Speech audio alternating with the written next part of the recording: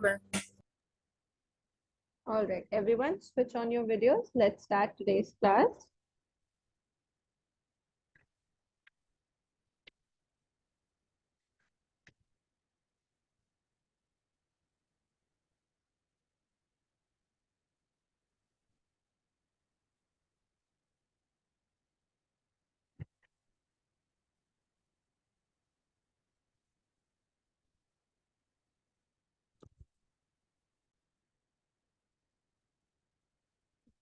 So you people have written about nucleoside, right?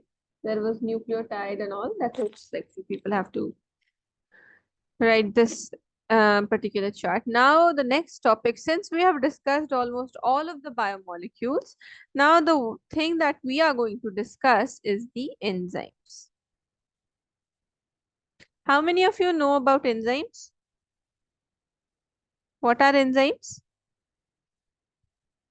They're biocatalysts. Biocatalysts. Hmm. So what do they do to the reaction? They speed up the process of a reaction. Of the reaction. Okay. So remember that almost 99.9% of the enzymes that are available, they are proteinaceous. They are proteinaceous. So all, we'll say almost all, meaning 99.9% of enzymes are proteins. Now, which protein structure is present in enzyme?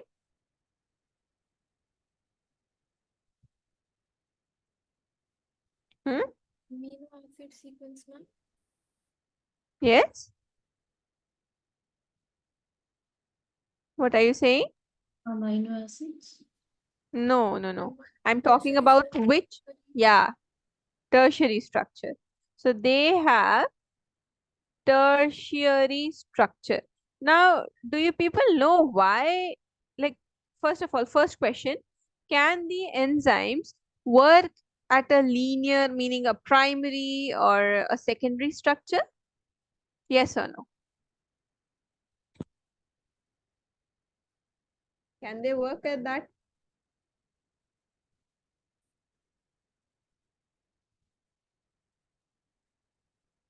Yes or no?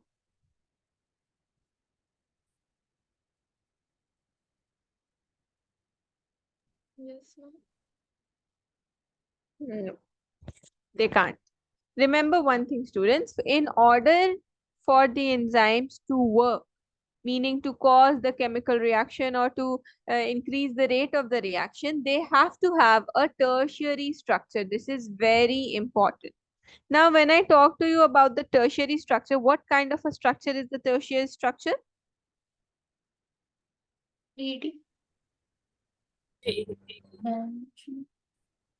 Hmm? 3D structure. 3D? No, but tell me the shape. How did it look like? Like a hollow wooden ball. Wooden ball. Yes, correct. So it was sort of like this, isn't it? This is a tertiary structure. Now, do you see these curves that are present? These curves are actually the active sites. So the enzymes, they only work because they have active sites present. Because like normally what will happen when we take the enzyme, there is some substrate. So the enzyme or the substrate, they bind together and then the product is formed. So this active site, it is the site where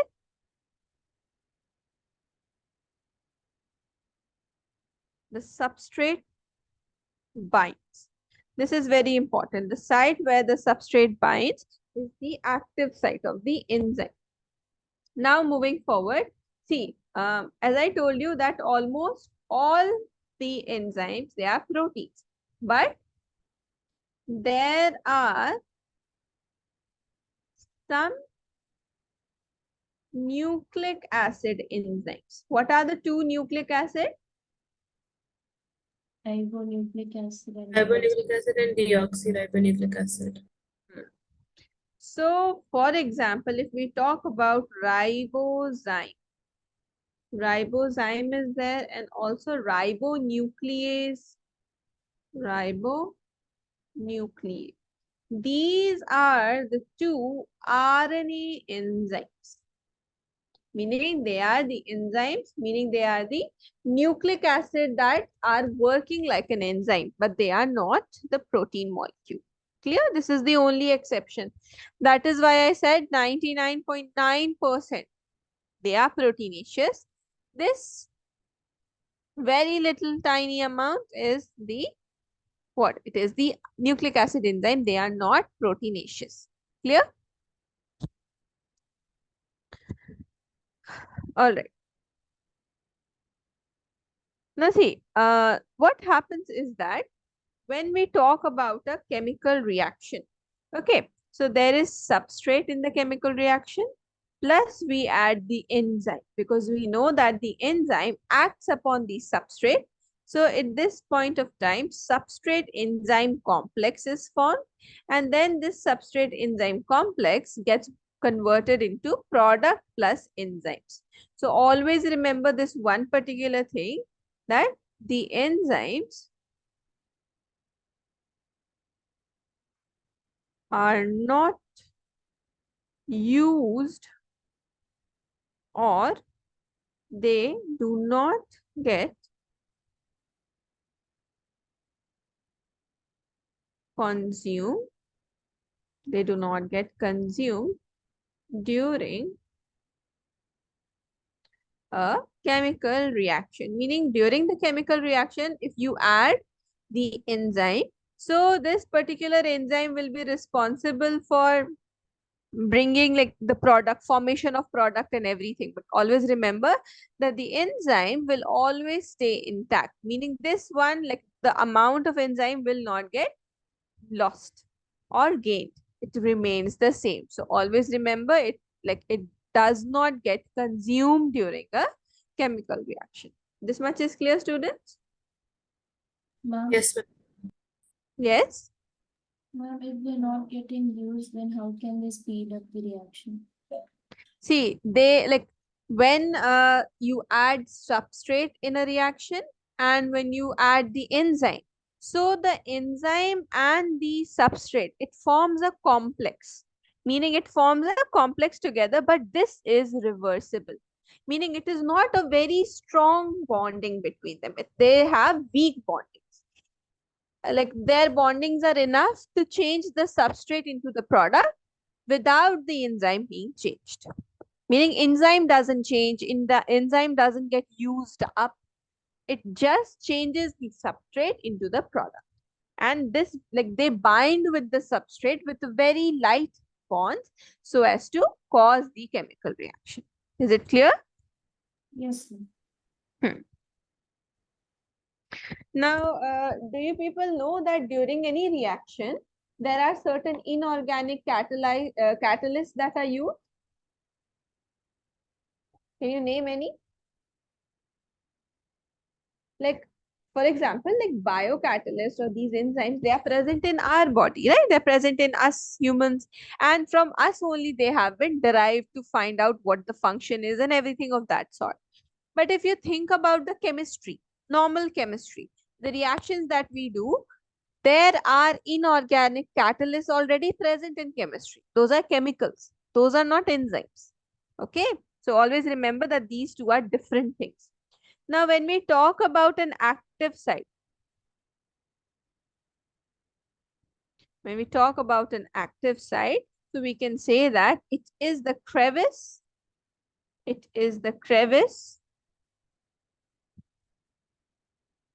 or the pocket, like structure. What will happen at the active site? The substrate binds to the enzyme. Yes. Where the substrate binds or where the substrate fits. So that point of, you can say, place of the enzyme is known as the active site. Okay. So the presence of active site is extremely important. For example, you took an enzyme and it does not have an active site, then it's of no use to you. Clear, students? Yes, ma'am. All right. Now I told you that many inorganic, many inorganic catalysts are used in laboratories,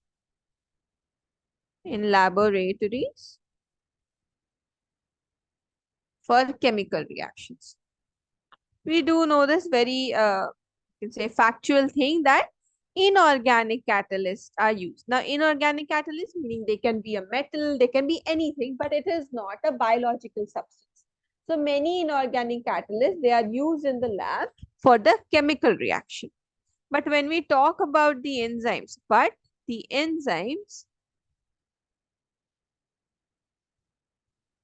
are biological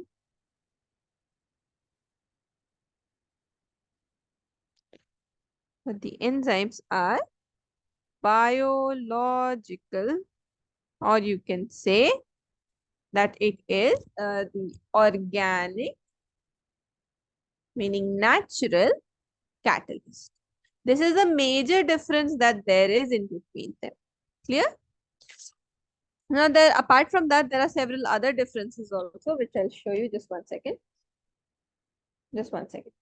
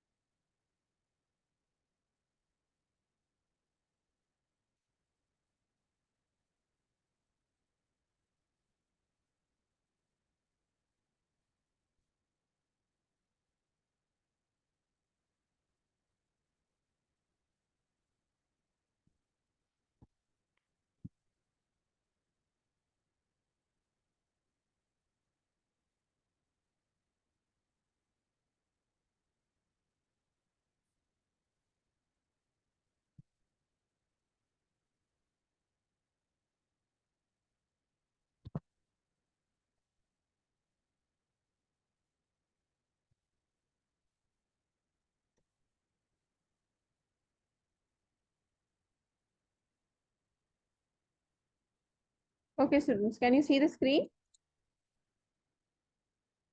Yes, ma'am. Yes. Now, if you look at it, these are the basic differences between the enzymes that are organic catalyst and then the inorganic catalyst.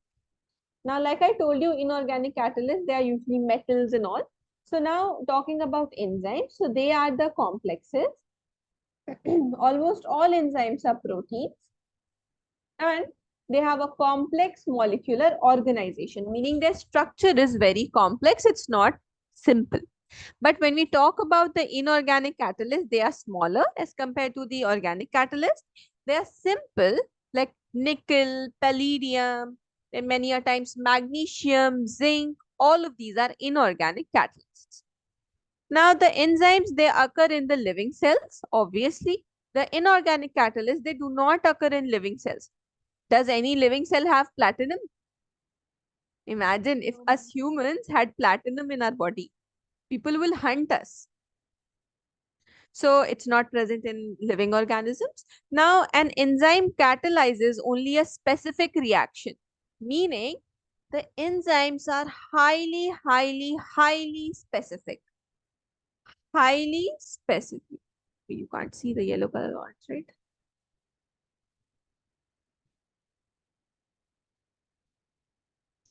Enzymes, they are highly specific.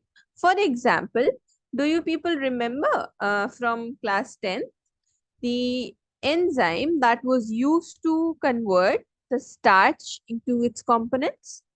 Which enzyme digests starch?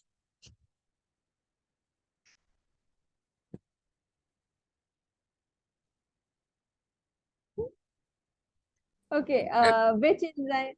Yes, uh, Abhi? Amylase. Amylase, correct. Amylase. Now, do you remember which enzyme digests the proteins in the stomach? Trypsin. Pepsin. Trypsin is in the pancreas, but yes, trypsin is also responsible for the digestion of protein. Now, if I were to ask you to use amylase on protein, will it work? No. No, it will never work. Or if I ask you to use protein, um, pepsin or trypsin on the starch, it will also not work. So the enzymes, they're extremely specific that, okay, one enzyme will act only on one kind of reaction and not anywhere else. So talking about the inorganic catalysts, so they are not specific, and this nickel can be used as a catalyst in many reactions, whichever requires it. So it is not specific. Now, the enzymes, they have this property wherein they work at an optimum temperature. If you increase the temperature, they will get denatured or damaged. And in the case of inorganic, they do not care. They, in fact, work better at high temperature, high pressure conditions. Talking about the enzymes, so they are highly efficient. Highly efficient means if you are using the enzyme, it will 100% give you the result, the perfect result that you require. But if you are using the inorganic catalyst, so maybe the result can come, maybe it won't come. Clear? All right. Now see, few more points about the enzymes.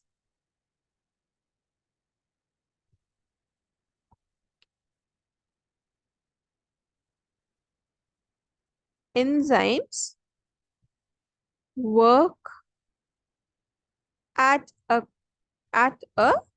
constant, or you can say optimum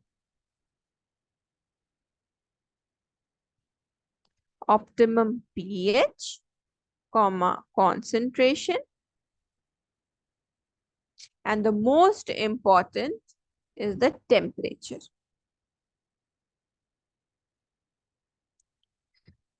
If the temperature is raised, meaning much more than the optimum temperature. So if temperature increases more than the optimum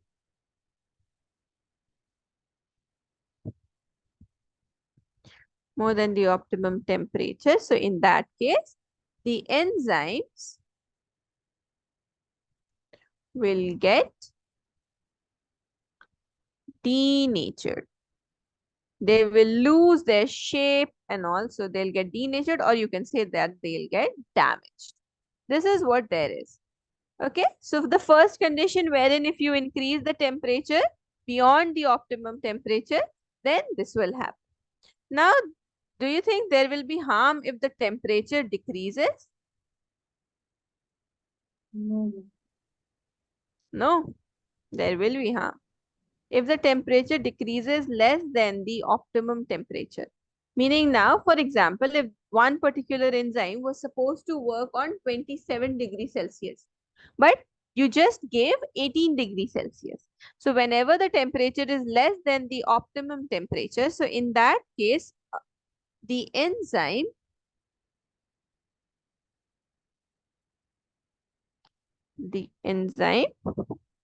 will get inactive. Will get inactive. So both above the optimum temperature and below the optimum temperature, both of them are very harmful conditions. Now remember one thing, that for example, if you were doing the work and you increase the temperature, so your enzyme got denatured. So if you bring the temperature back to the normal temperature, then your enzyme will go back to its normal state. So that process is renaturation, meaning they'll go back to its normal state. Clear? Yes, ma'am. Now see, there are some enzymes, like normally the normal range of temperature that the enzyme works on is usually from 21 degrees Celsius up until 30 degrees Celsius normally. But then there are some peculiarities. Okay, a special case. Now, a special case is in the case of a very highly thermostable enzyme. Okay, there is an enzyme. There is an enzyme called as Taq polymerase. Okay, this is the name of the enzyme, Taq polymerase. Now, this enzyme is highly thermostable. People understand thermostable? What is the meaning of it? At any temperature, It is they stable will. in very high heat. They're highly thermostable. That is, they can work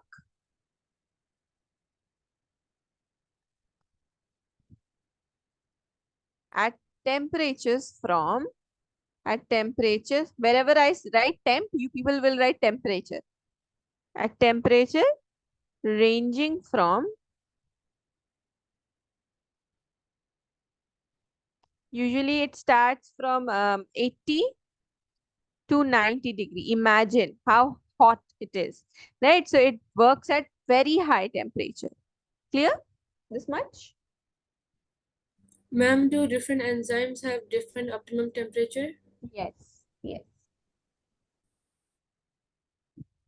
Ma'am, what will Any happen if the temperature is stable, like it cannot be changed? temperature is stable. Yeah, ma'am, it's constant.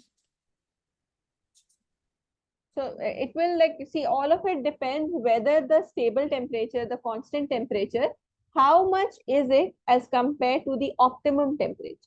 Every enzyme has its own temperature, that only at that particular temperature I will work. But if, for example, you have the constant temperature of 40 degrees Celsius, then maybe some enzymes will denature, some won't. Getting my point? So even if you have a fixed temperature, it doesn't matter if the temperature is constant or not. The only thing that matters is that the temperature optimum of the enzyme, if that is being met or not in a reaction. If high temperature is applied, so the enzyme will get denatured. Denatured means it loses its structure. It does not stay in the tertiary state anymore. And what was I saying? So yeah, and the lower temperature, when the optimum temperature is a certain thing and the temperature lower than the optimum temperature is applied, so in that case, the enzyme will not get destroyed, but it will not work at all. Clear? Yes, ma'am. All right. Okay. Now you people can note down. So you, what is the last line you people have written? Ma'am, the table nitrogen is based on the. Hmm? Ma'am, the table, the nitrogen is based nucleosides. Yes. Oh.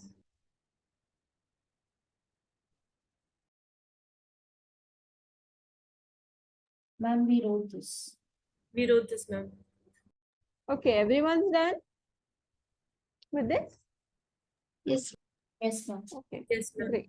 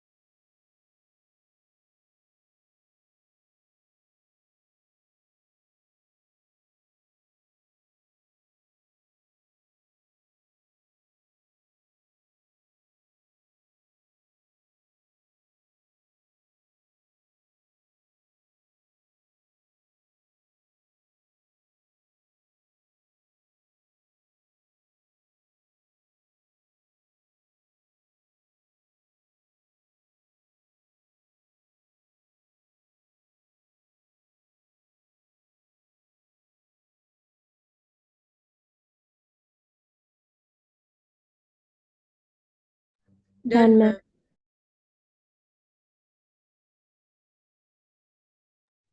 Everyone's done? Yes. Yes, ma'am.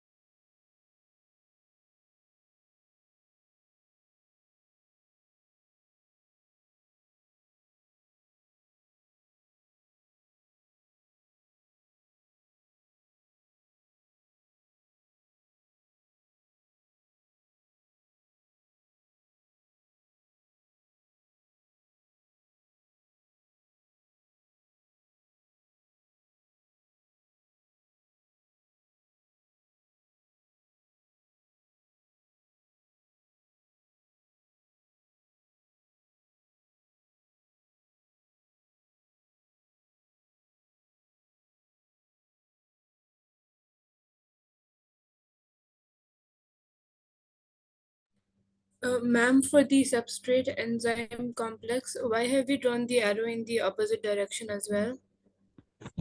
Because this binding is reversible, meaning if the substrate and enzyme is binding, so that forms the substrate enzyme complex. But if we were to like you can say reverse the equation, then also it will get broken down into the components because this reaction is reversible. Okay. Okay, ma'am.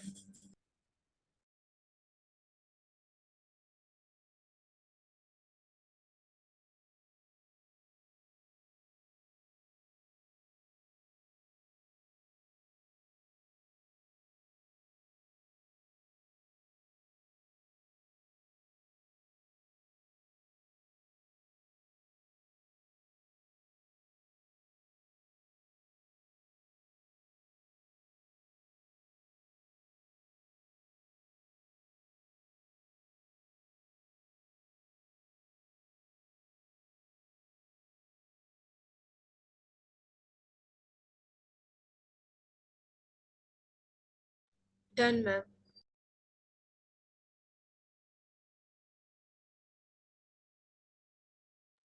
All of you are done, students?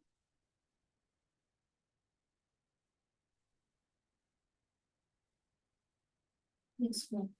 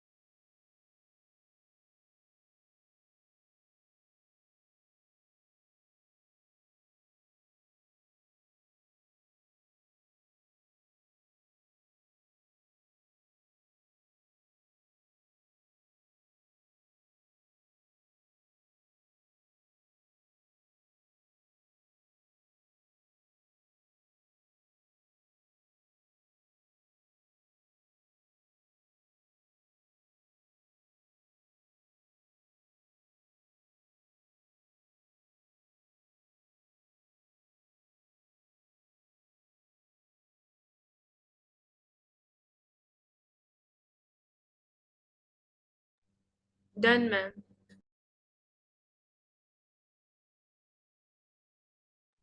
Everyone's done?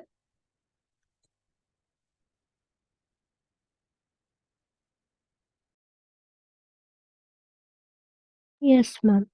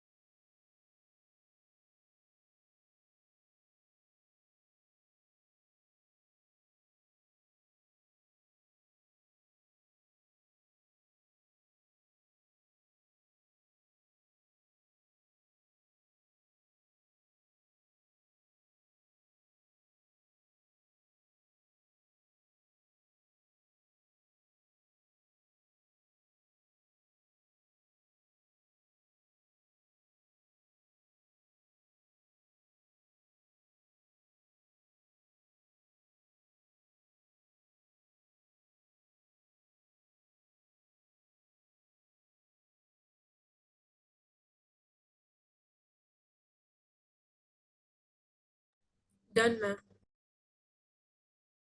1 minute, ma'am.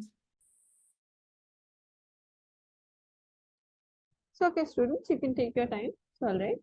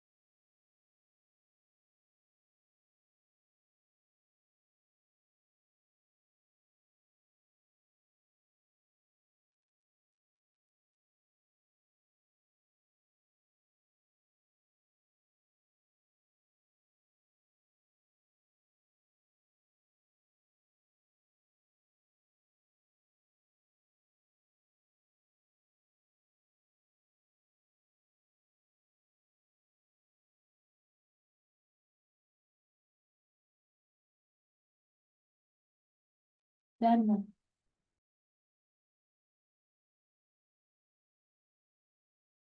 Ma'am, finish school.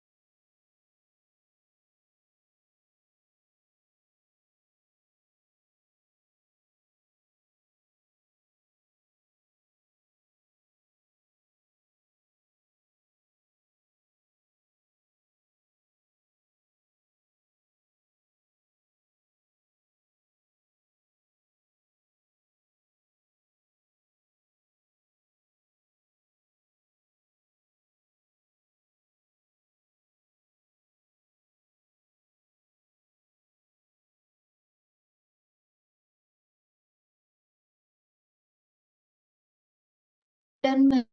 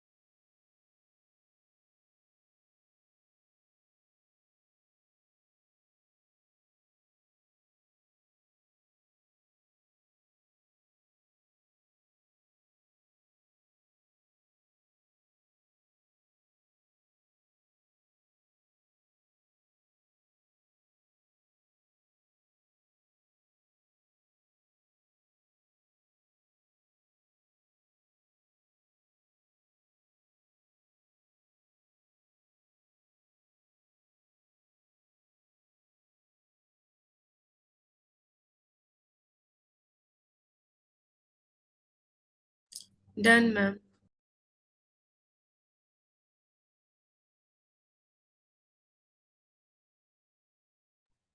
Yes, everyone's done. Yes, ma'am.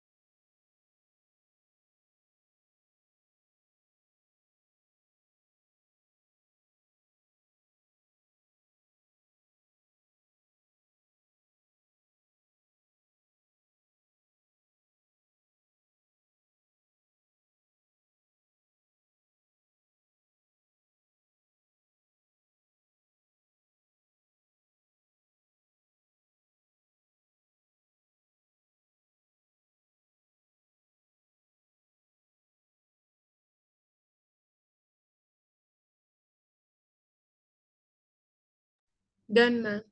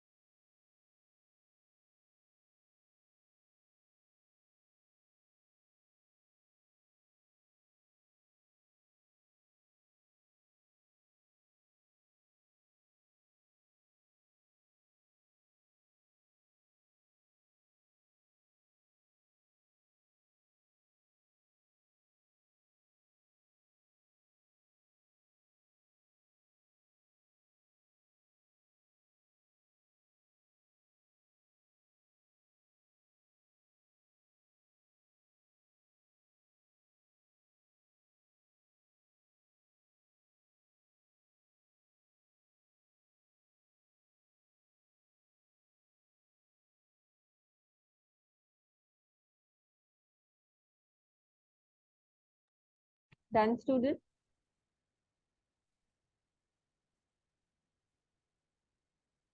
Everyone's done? Done, ma'am. All right. Okay, so after that, the next thing that we are going to see is the nature of the enzyme action. Like how does the whole entire activity of the enzyme takes place. So nature of enzyme action. In this, you people should, while and give me time to take down the notes, you can draw this diagram also. This one. Now see, this diagram tells us that this is the enzyme along with its active sites.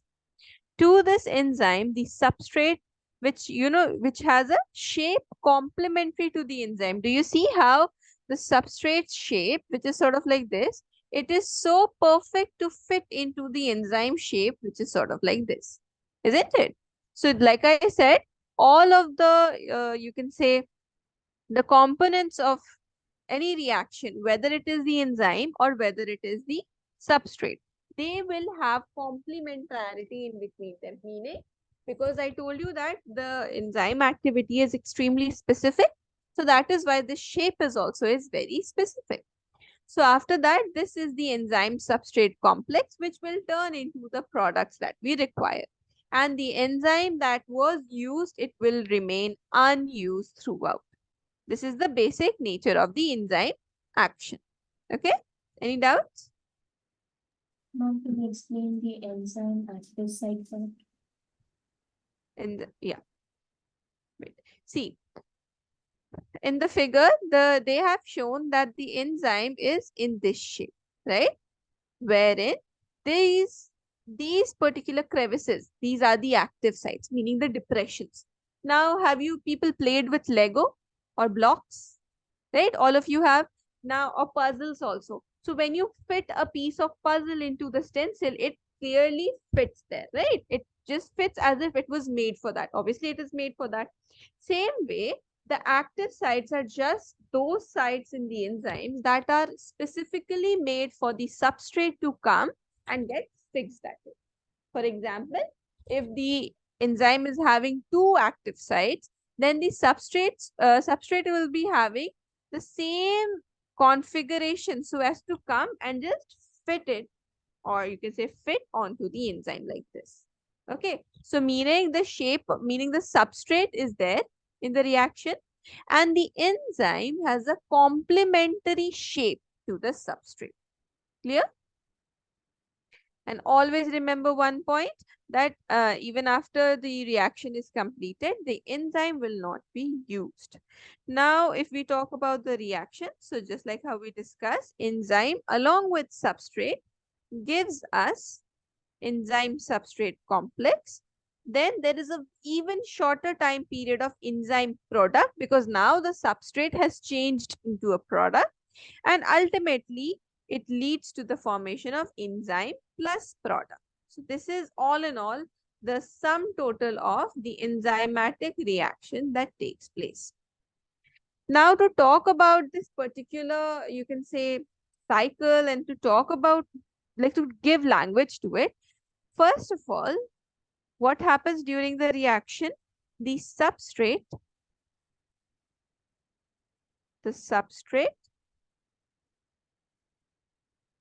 binds to the active site of enzymes. Firstly, what will happen? The substrate will bind to the active site of the enzyme.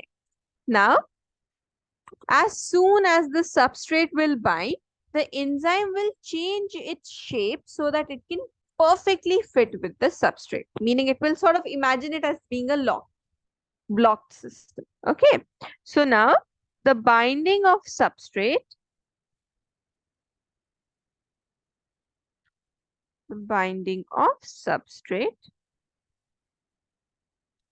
induces, meaning it causes, induces, or you can say causes the enzyme to alter. It causes the enzyme to alter its shape and fit more tightly around the substrate. Meaning it, you can say, modifies itself in such a way that it will be fitting better to the substrate. Then after that, what will happen? The active sites of the enzyme, the active sites of the enzyme. Now, the whole thing is depending upon the active sites that are there in the enzyme. So now this active site, it starts breaking the chemical bonds of the substrate. Okay, then only a reaction can be formed. So the active sites of the enzymes start to break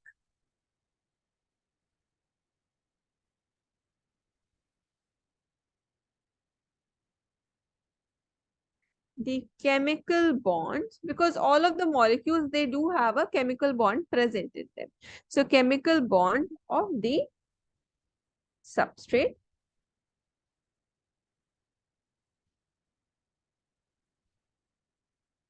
and an enzyme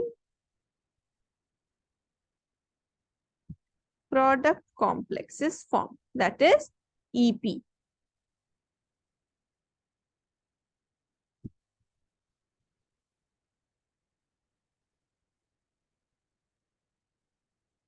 Okay, so this is how it takes place. Now after that, the last step,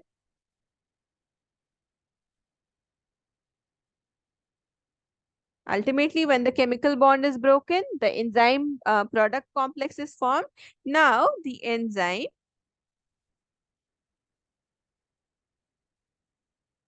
it releases the product. The enzyme will now release the product or the products. Like one reaction can have multiple products also. So, or the products of the reaction, and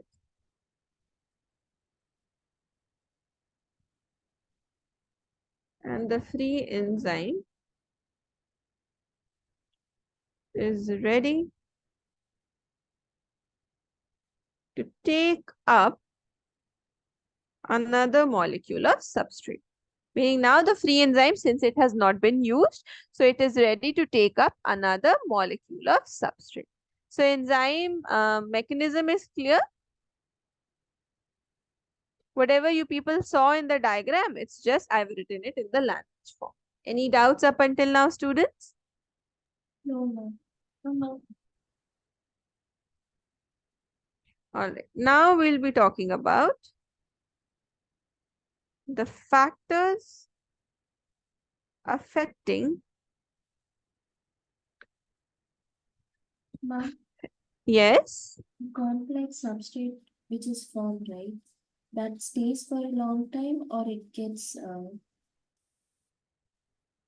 The enzyme substrate complex. yes, ma'am. It is for a very short period of time. Very short. Like there are, if you increase the substrate a lot, then it will take time for the reaction to take place. Okay, but if the normal amount of substrate and all is there, then it is for a very short period of time. Okay. Yes, ma'am.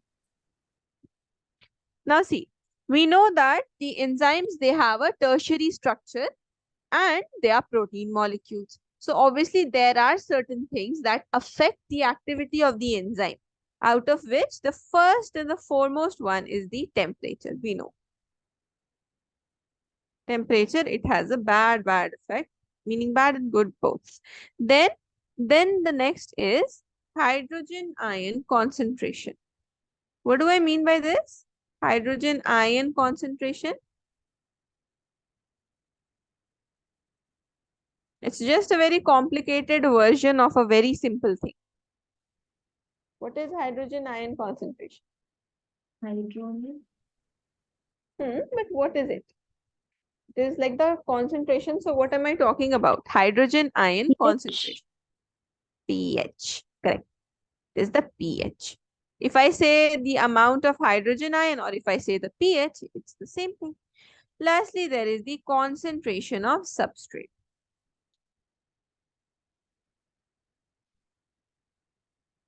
These are the three factors on which the enzyme activity can vary a lot. Okay, students? Any doubts up until now?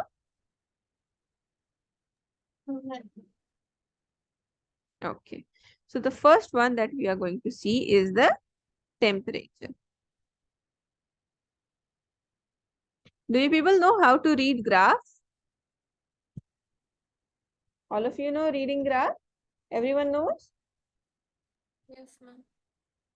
Okay, very nice. All right. So if I plot a graph like this, over here is the enzyme activity on the y-axis. And over here is the temperature on the x-axis. Okay. Now the enzyme activity is sort of like this. What does it mean, students?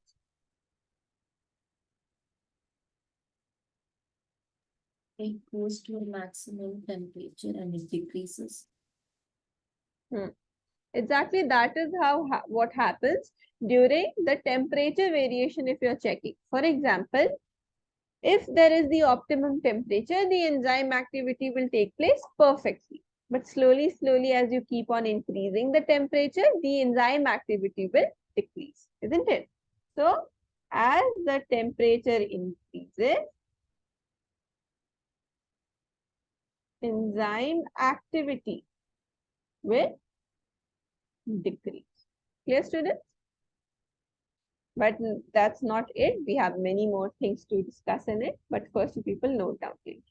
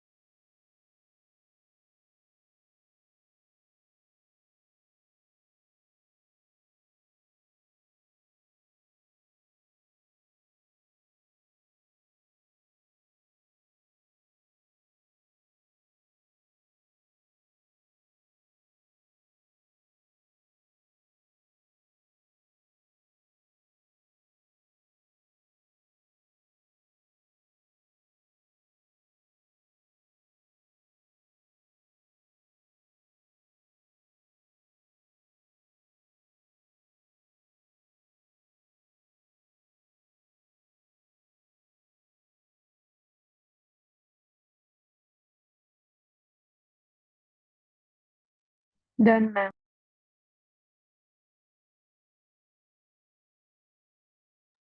Everyone's done?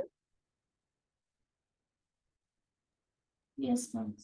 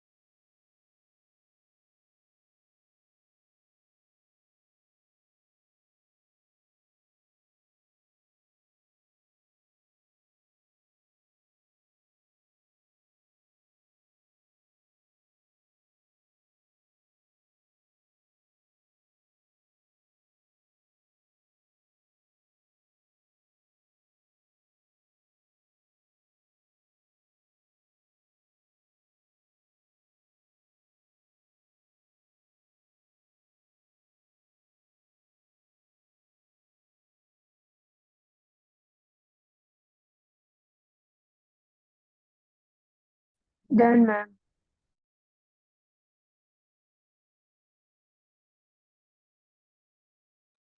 Everyone's done?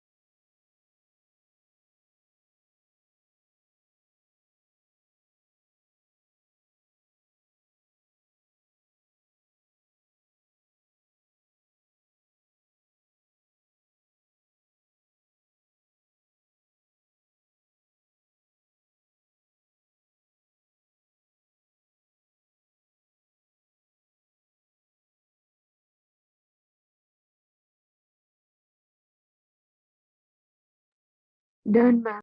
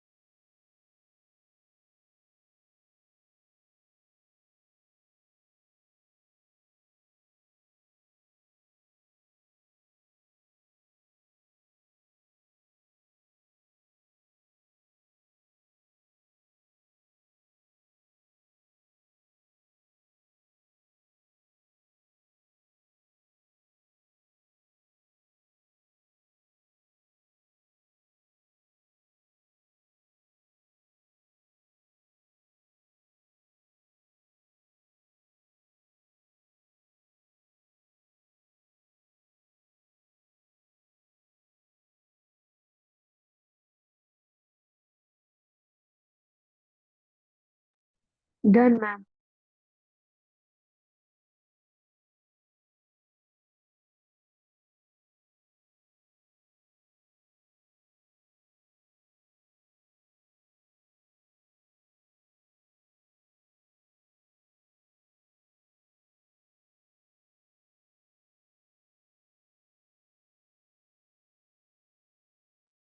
Done, students?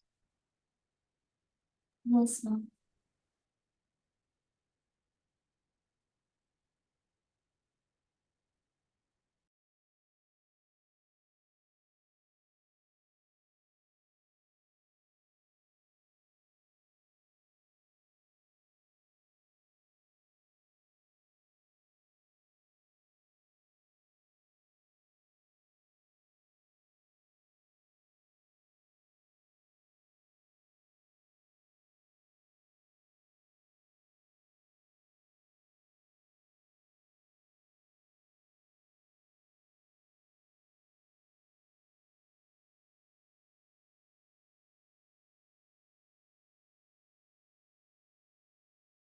Done, ma'am.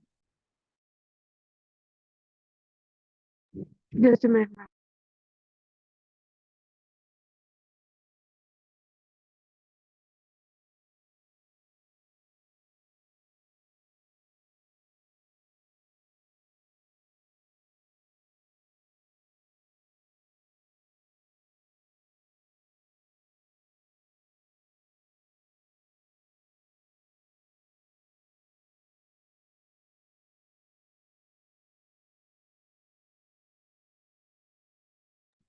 Done, ma'am.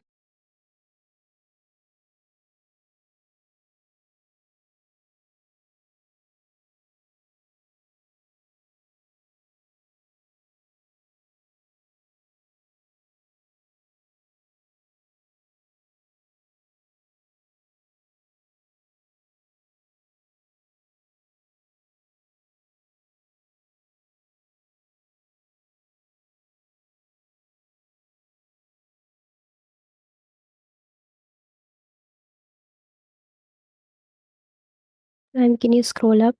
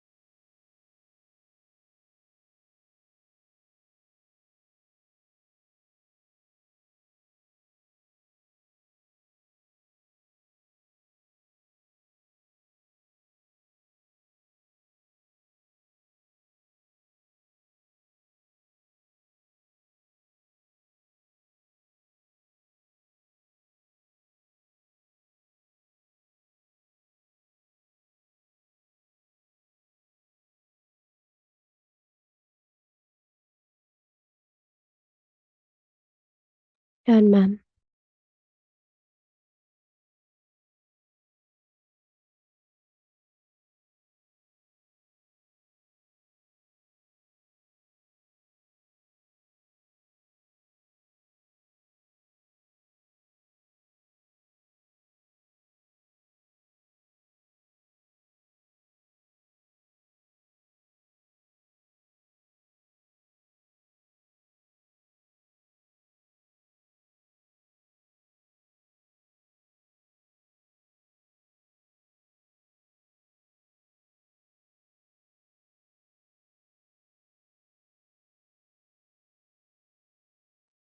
Done, students?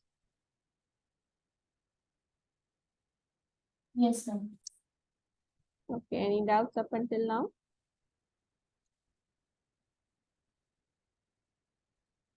No, ma'am. No, ma'am. Okay, very nice. All right, so we'll keep it till here. Now, Jobita, please stay in the meeting. Rest, Yes. all of you can leave the class. Thank you, ma'am. Bye, ma'am. Okay, good night, everyone. Thank you, ma'am. Bye, ma'am. Bye-bye.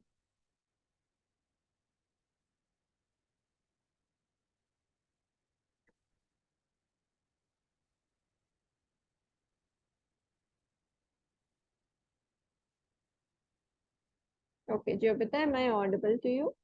Yes, ma'am. Okay.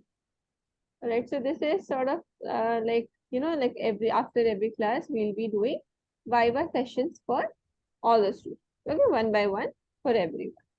So today is your turn. So how many chapters have you prepared? Ma'am, I didn't got any messages today. Only a revision test discussion. So So I like didn't. you have, it's okay. So have you given the test for cell and plant kingdom? Yes, ma'am. Okay, great. So can you tell me who gave the cell theory? Uh, Skyden and Skyvan. Very good. And who is the person that said cells come from pre-existing cells? Rudolf Virchow. Very good. Okay. Now tell me which organelle in the cell are known as semi-autonomous. Mitochondria and cytoplasm. Mitochondria. Mitochondria and Fine. cytoplasm is not an organelle. No.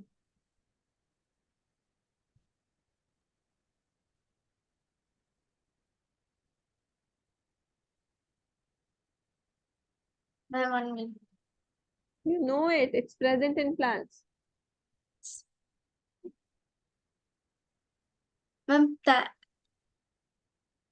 Chloroplast. Yeah.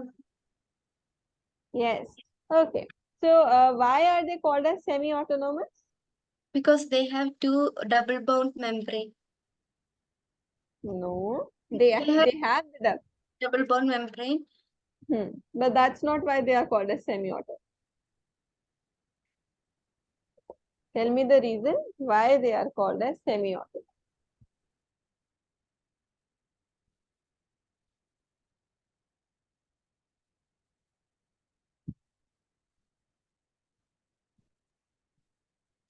Because they have their own DNA and ribosome. Ma'am, I'm getting scared. It's very certain also. Don't get scared. It's just me, the teacher who teaches you, is asking questions. Don't be scared because I know you are messing up simple questions which you already know. So don't get scared. Just take it as a no marks, nothing. Nothing is going to be done. Take it casually. Just remember it like I am taking your revision. That's it. Be casual, okay? Don't be so stressed. All right. Tell me, uh, vacuole, about vacuole. Is vacuole a double membranous structure or a single? Single membrane? Very good, single membrane. Do you know the name of the membrane of vacuole? No. You do know. You just can't remember it. It starts with a T.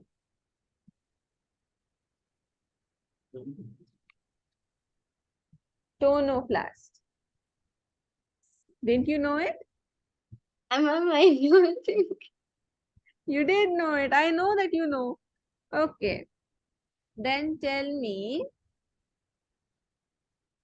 mm, okay. Which organelle is the site of aerobic respiration?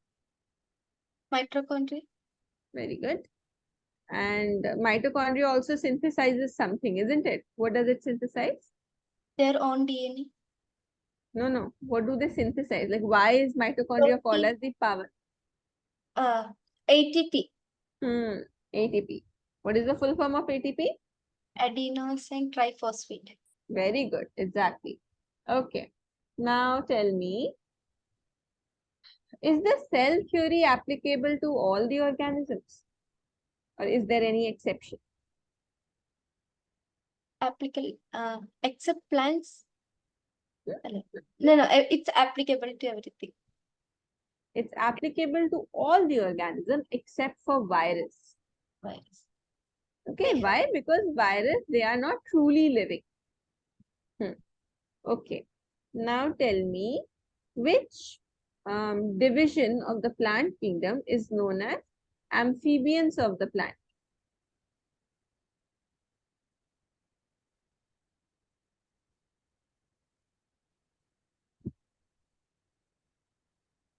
Which one more time, ma'am? Hmm? Ma'am, question one more time. The question is, which member of the plant kingdom is known as the amphibian of the plant kingdom? Amphibian. Kingdom planted. Plant. Yes, inside planty, which one? Ma'am, I don't. Bryophytes. Okay, bryophytes. All right. Tell me, what are the three classes of algae? Rhodophyceae. Hmm. Chlorophyceae. Hmm.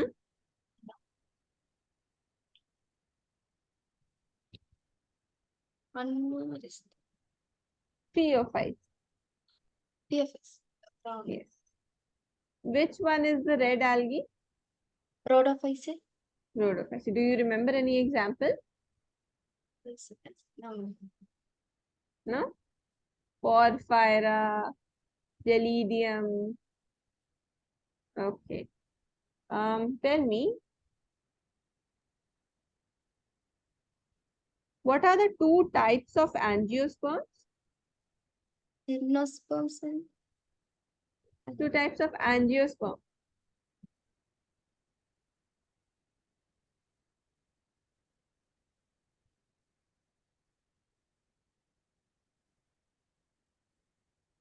Monocot and dicot.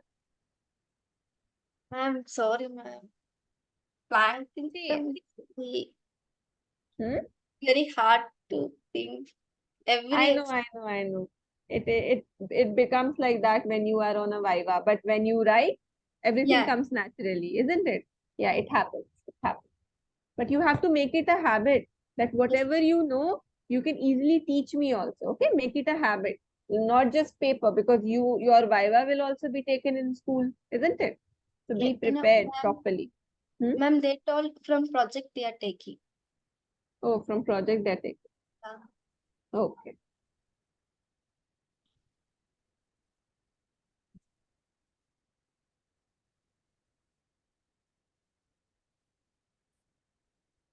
Okay, now tell me, what do you mean by, okay, which organelle is known as suicide bag? lysosomes. Lysosomes. Very good. And which kind of enzymes are present in lysosomes?